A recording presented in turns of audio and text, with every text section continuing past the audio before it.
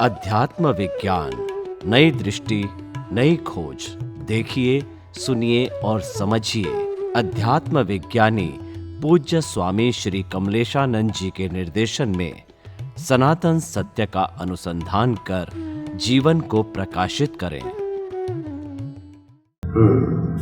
ये हफ्तावाणी 14/2 page number 77। Title है विशेषण त्या कालनी मर्यादा। टाइटल क्या है? विशेषण त्या कालनी मर्यादा। समझ में आया? प्रश्न करता कालातीत तत्व છે તે અને અક્રમ વિજ્ઞાન આ બેમાં સમાનતા અને તફાવત સમજાવવા કૃપા કરો। પ્રશ્ન રિપીટ કરું છું। કાલાતીત તત્વ છે તે અને અક્રમ વિજ્ઞાન આ બેમાં સમાનતા અને તફાવત સમજાવવા કૃપા કરશો। દાદા ભગવાનને પ્રશ્ન કર્યો। જવાબ દાદાશ્રી, અક્રમ વિજ્ઞાન એમાં અક્રમ એ તો વિશેષણ છે। શું કીધું?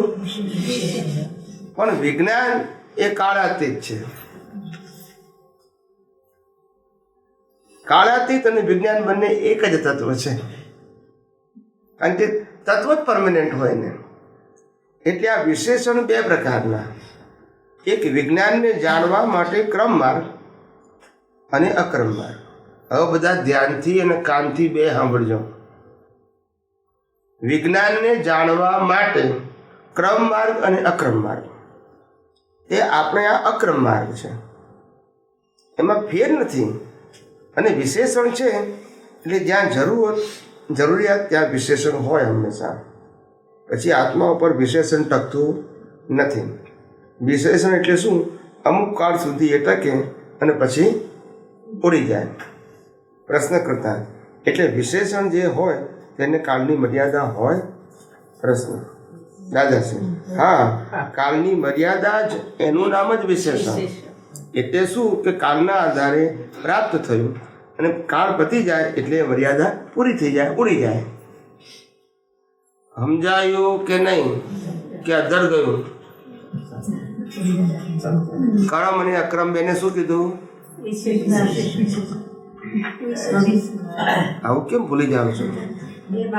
ક્રમ અને અક્રમ બે 5 અને વિજ્ઞાન શું છે? વિજ્ઞાન એ સનાતન છે। ક્રમ માર્ગે પ્રાપ્ત કરો કે પણ વિજ્ઞાન જ સનાતન સત્ય છે। માર્ગ સનાતન सत्य संजोगाधीन હોય। કેવો હોય? तो तत्व परमानेंट होता है। क्या होता है? मगर पाथ परमानेंट नहीं होता है। हम पाथ को परमानेंट मानते थे। ये तो अच्छा हुआ कि दादा भगवान ने खुद कहा है। हमने तो कितने 20 साल पहले बोल दिया था कि क्रम और अक्रम दोनों पाथ है, उसमें साइंस वो न्यूट्रल है। ये तो इसमें से प्रूफ निकला। क्या निकला? नहीं तो मैं कहूँगा तो लोग कहते तो कमलेशानंद जी अपनी मर्जी से बोलते हैं। वो तो कहेंगे ना लोग। मैंने तो 20 साल पहले कहा था, और अभी ये महात्मा ने 2-3 महीने पहले मेरे को ये जेरोक्स भिजवाई थी। आप समझते हैं? मैंने तो ये किताब पढ़ी नहीं है। तो हर बातों को समझना पड़ेगा। આ તો અનુભવની વાણી કહેવાય। શાસ્ત્રમાં આવું બધું લખેલું ના હોય ને મેળ પડે નહીં આપણને। કરોડો ઉપાય કરોડો અવતારે આત્મા પ્રાપ્ત થાય એવું નથી। સાધુ મહારાજને પૂછવા જાઓ ત્યારે કહેશે, ભાઈ આ તમે તો શું ત્યાગ કર્યો છે? હજુ કેટલા અવતાર સુધી ત્યાગ કરીશું તોય આત્મા પ્રાપ્ત થાય એવો નથી। સહેલી વસ્તુ નથી। અનંત અવતારથી છીએ। આ કંઈ 2-5 અવતારથી છીએ આપણે? અનંત અવતારથી ભટક કરીએ છીએ। ત્યારે શું આવી દશા કોઈ દાડો ઊંચે નહીં ગઈ હોય? ત્યારે કહે ના, તીર્થંકરો પાસે બેસી રહ્યો હોય ત્યાં બુજ્યો નથી। હા, બેઠો તો ખરો પણ બુજ્યો નહીં। આ 24 થયા કરે છે ને તેમાં ત્યાં જઈને બેસી રહે, સાંભળે બધું, પણ હતું તેવો ને તેવો। ભગવાને શું કહ્યું કે ભાઈ એમાં તીર્થંકરનો દોષ નથી, એ જીવનો દોષ નથી, એનો કાળ પાક્યો, તેથી કાળ પાક્યો પાકવો જોઈએ ને.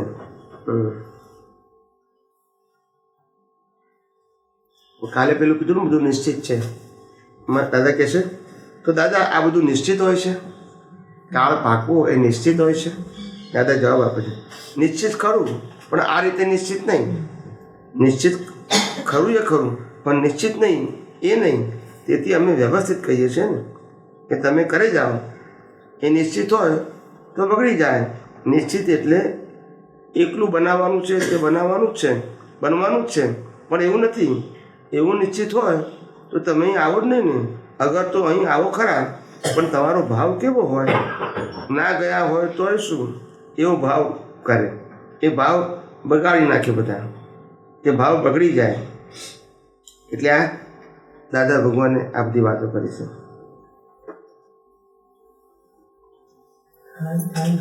हाँ हाँ, એટલે कहने का मतलब मेरा ये है धीरे धीरे विज्ञान समझने की, दृष्टि में सेट करने की और परिस्थिति या अवस्था में अप्लाई करने की कोशिश करो, प्रयास करो थ्रू योर विजन. यह मन वचन काया की क्रिया की बात नहीं है. जितना करोगे वो आपका विजन करेक्ट होगा. विजन में पावर है, वर्ड्स स्पीच एंड थॉट में पावर नहीं है, वो रिलेटिव पावर है. मगर विजन में जबरदस्त पावर है. भगवान महावीर मन वचन काया के साथ जंगल में रहते हैं.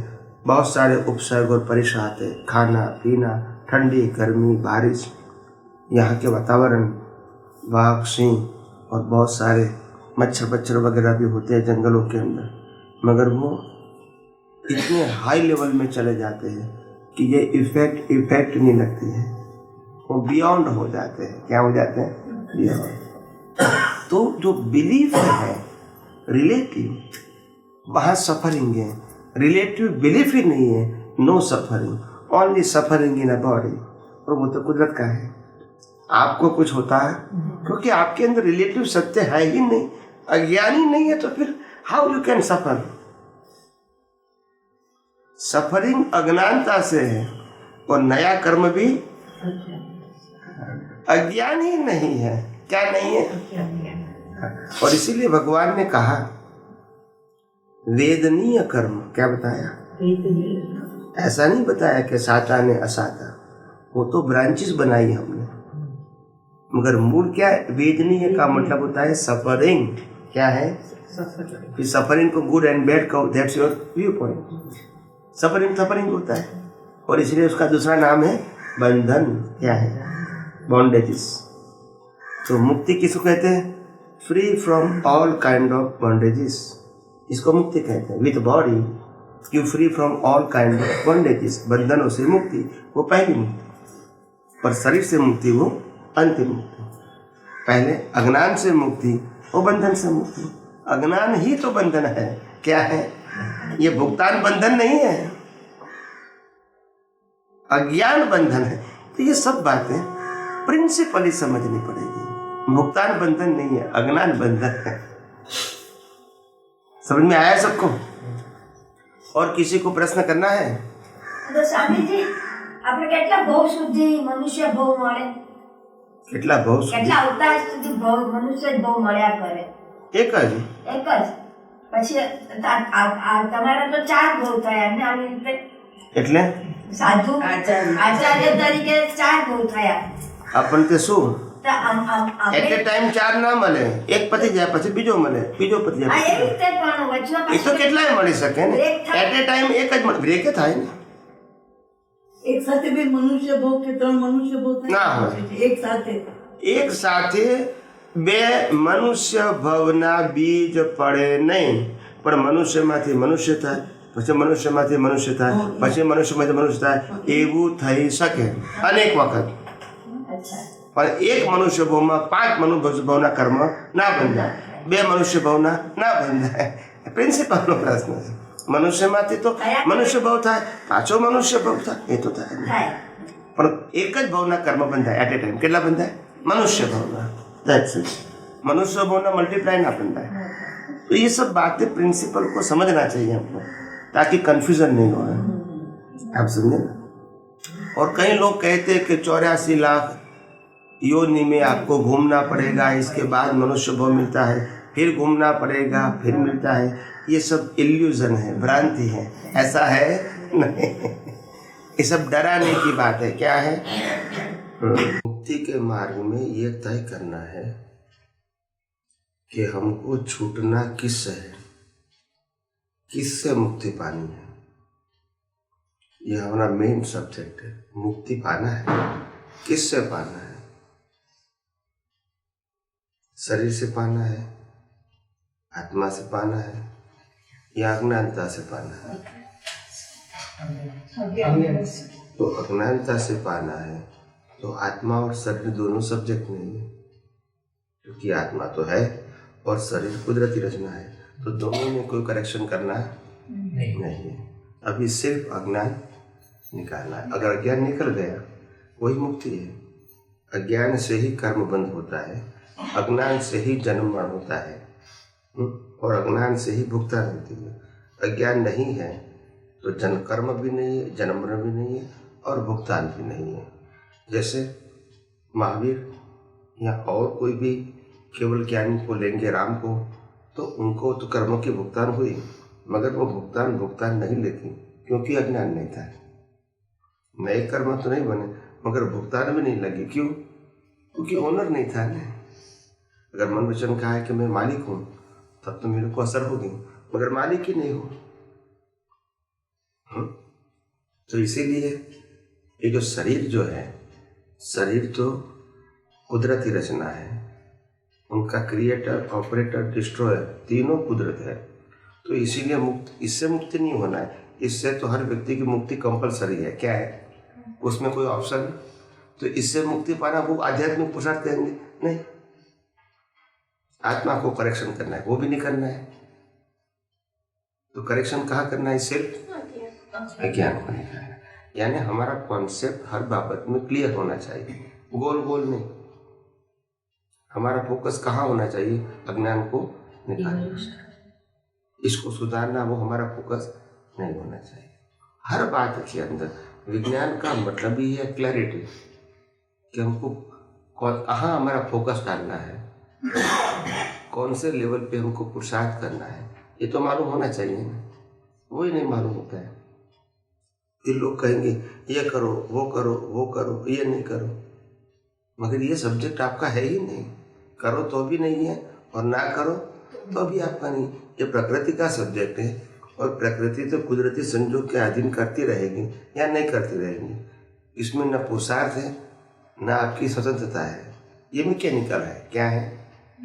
तो ये पहले समझना पड़ेगा कि आखिर मुक्ति किससे पानी है? अज्ञानता से। फिर शरीर होता है तो भी तकलीफ नहीं है। जैसे ये मकान के हम मालिक हैं, ठीक है, और कोई 15 साल के बच्चे ने दोपहर के समय एक पत्थर लगा के ग्लास को फोड़ दिया। हमने देखा तो क्या होगा? रिएक्शन आएगा, आएगा, और गुस्सा भी होगा।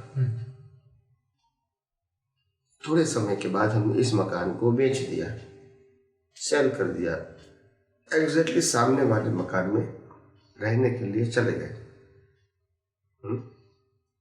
महीने के बाद वही लड़का दूसरी बार आया, उन्होंने वही पुराने मकान का दूसरा गिलास तोड़ दिया। हमने देखा भी क्या होगा? मकान भी वही, मैं भी वही, लड़का भी वही, और एक्सरसाइज भी वही। पहले हुआ, अभी नहीं हुआ, क्योंकि पहले मालिक ही थी, उसके बाद अभी नहीं। तो जिसके मन वचन का है कि मालिक की लास्ट बर्थ में खत्म हो जाती है, इसको भुगतान होगी नहीं होगी। समझ में आया ना? ये प्रिंसिपल की बात है। मालिक ही है तब तो राजवश है, जब मालिक ही नहीं है तो लास्ट बर्थ में माता के गर्भ में से स्पष्ट वेदन है, यानी आत्मा का स्पष्ट अनुभव हो गया है। अभी शरीर का मैं चलाने वाला नहीं हूँ, मालिक नहीं हूँ, और शरीर भी नहीं हूँ, ऐसा उनको क्लियर हो चुका है, क्योंकि आत्मा का अनुभव हो चुका है। अभी उसके लिए शरीर क्या भुगतान करती है, शरीर के लायक क्या है, शरीर का संजोग क्या है, वो उनका सब्जेक्ट नहीं है। खास ध्यान में रखने का है, हमारा फोकस है अज्ञान को मिटाना। इसीलिए मैंने सत्संग में भी बहुत बार कहा है कि आध्यात्म विज्ञान के अंदर सत्संग में आने का मतलब न कुछ पाना है न कुछ खोना है। क्या बताया? न कुछ पाना है न कुछ खोना है। हम सब यहाँ अपनी अज्ञानता को मिटाने के लिए आए। किसके लिए आए? अज्ञानता। कोई चीज़ पाना है या खोना है वो सब्जेक्ट नहीं, वो तो रिलेटिव सत्य है और वो कुदरती रचना है। मगर अज्ञानता को मिटाना है, वो हमारा सब्जेक्ट है। और अज्ञान के लिए विज्ञान को समझना है। और विज्ञान यूनिवर्सल ट्रूथ है, इसका कोई मालिक नहीं है। मैं तो सिर्फ यही विज्ञान को आपके सामने प्रेजेंट करता हूँ। ये विज्ञान मेरा नहीं है, ये तो सनातन सत्य है। क्या है? कोई भी व्यक्ति इसका अनुभव कर सकते, मेरे मिले बिना भी कर सकते हैं। इसमें कोई मोनोपोली नहीं है। उनके पास यही विज्ञान को समझने की दृष्टि चाहिए। विज्ञान में कोई भी व्यक्ति ये यूनिवर्सल ट्रूथ साइंस का अनुभव कर सकते हैं, अगर उसके पास सही दृष्टि है तो। समझ में आए? तो इसीलिए हमको क्लियर मालूम होना चाहिए। यस।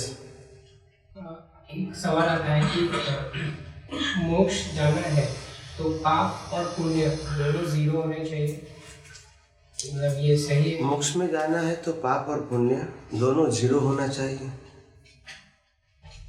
अपने आप हो जाता है। हाँ, मतलब वो स्टेज से पहले ये अपने आप जीरो हो गया होता है। तो अभी नया बनेगा नहीं, पुराना खत्म हो गया बस। तो अभी जब हम ये स्टेज में हैं तो ये सवाल आता है कि जब कंफर्टेबल सिचुएशन होती है तब हम अपने आप को अलग रख पाते हैं। समझो कुछ दान कर दिया, तो दान कर रहे हैं, हमारे लिए तो कंफर्टेबल सिचुएशन है, तो वो उस टाइम पे सोचते हैं कि हाँ मैं अलग हूँ और ये कुदरत करा रहा है। बट जब सिचुएशन निगेटिव होती है, किसी ने समझो झगड़ा कर दिया या मार दिया या कुछ हो गया, तो उस टाइम पे वो चालू हो जाता है मन में, उस टाइम पे कर्म बन जाता है। तो फिर ये सिचुएशन में ऐसे होता है कि पाप तो हुई, मतलब पुण्य तो हो ही नहीं रहा है, क्योंकि हम कभी भी पुण्य के टाइम पे बोलते हैं कि ये मैं हुई नहीं, ये मैं कर ही नहीं रहा हूँ। बट वो पाप वाला जो सिचुएशन आता है उस टाइम पे होता है कि ये मेरे साथ ऐसा क्यों हुआ, ये हुआ वो हुआ। तो फिर ऐसा नहीं हो रहा है कि पुण्य नहीं हो रहा है और पाप का जो कर्म है वो थोड़ा थोड़ा बढ़ रहा है। ऐसा नहीं होता है। पाप और पुण्य वो अपनी अज्ञान मान्यता से बनते हैं, सिर्फ क्रिया से नहीं बनते हैं। जितनी अज्ञान मान्यता है, कुछ भी नहीं करोगे तो भी पाप बनेगा और कुछ भी नहीं करोगे तो भी पुण्य बनेगा। पाप और पुण्य क्रिया से नहीं बनते हैं, दृष्टि से बनते हैं। दृष्टि से। और दृष्टि में जैसी अज्ञानता है वैसा पाप पुण्य बनेगा। कि हमारे पास आज ये विज्ञान, जो इसको हम आध्यात्म विज्ञान कहते हैं, ये विज्ञान की जो उपलब्धि है वो इतनी बड़ी है कि आप ये विज्ञान सुनकर समझकर किसी भी साधु संत सन्यासी को कहोगे जिसको थोड़ा इंटरेस्ट है, तो वो आपके ऊपर बहुत गर्व करेगा। कैसा विज्ञान कहाँ से लाए तुम? हमारी समझ के बाहर था, मगर लगता है कि ये बात में तो कुछ पावर है। क्या है? तो इसीलिए ये विज्ञान को प्राप्त करना, सुनना, समझना, उपयोग करना, अनुभव करना, ये कलयुग में, इस काल में बहुत बड़ी सिद्धि है। आम लोग इसको समझ भी नहीं पाते, मिलता भी नहीं, सुनने के लिए भी नहीं मिलता है। क्या नहीं मिलता है? सुनने के लिए भी नहीं मिलता है। आप समझे ना? तो आप सबको ये विज्ञान सुनने को, समझने को मिलता है, ये आपकी बहुत बड़ी पुण्य का, हाई क्वालिटी की पुण्य।